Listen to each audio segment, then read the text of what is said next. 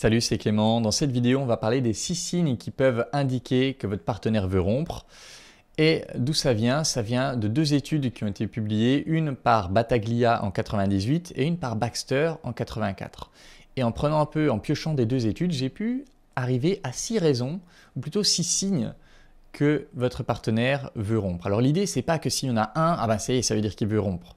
L'idée, c'est pas non plus, alors on pourrait dire à partir de 4 signes, là on peut penser que vraiment il se passe quelque chose. Et là aussi, c'est pas parce qu'il y a ces 4 signes depuis 2 jours que votre partenaire veut rompre. Non, mais si ça fait plusieurs semaines que vous remarquez ces signes-là, c'est là que probablement il est en train de se passer quelque chose. Alors ces signes, c'est quoi?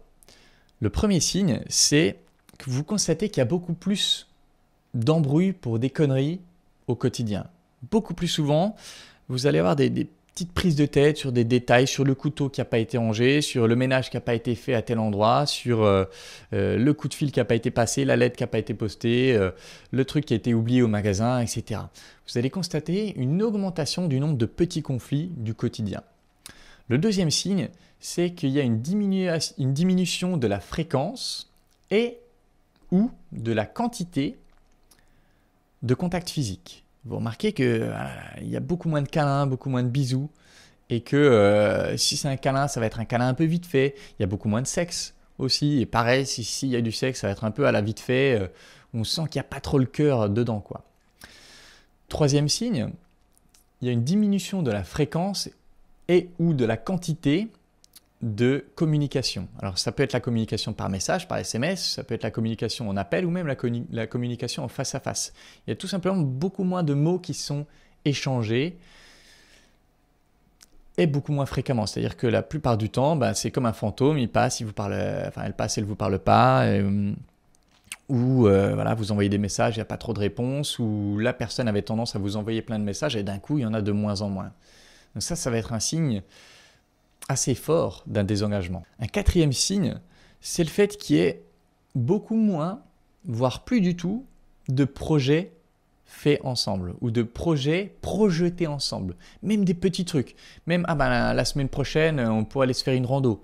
C'est pas forcément, quand je dis des projets, c'est pas forcément. Il vous parlait de. Je sais pas pourquoi je commence à parler au masculin dans cette vidéo, mais elle vous parlait d'acheter une maison.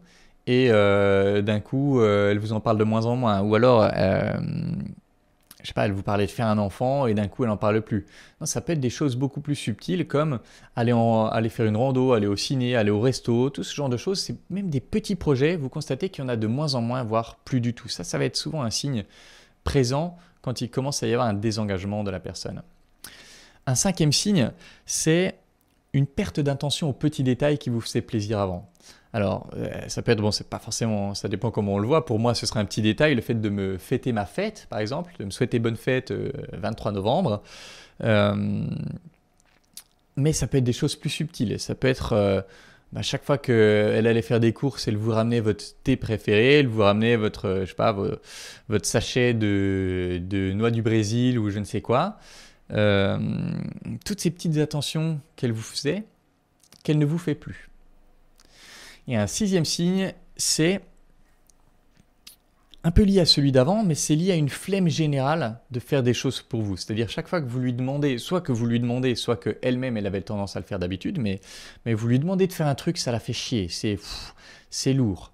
C'est ah ouais, mais vas-y, fais-le toi-même, ou ah mais j'ai autre chose à faire, non mais là j'ai pas le temps, etc. Vous constatez une flemme à faire des choses pour votre plaisir à vous, au détriment de son confort, au détriment de son plaisir. Donc, ça veut dire, vous constatez que son plaisir devient de plus en plus important proportionnellement au vôtre à ses yeux.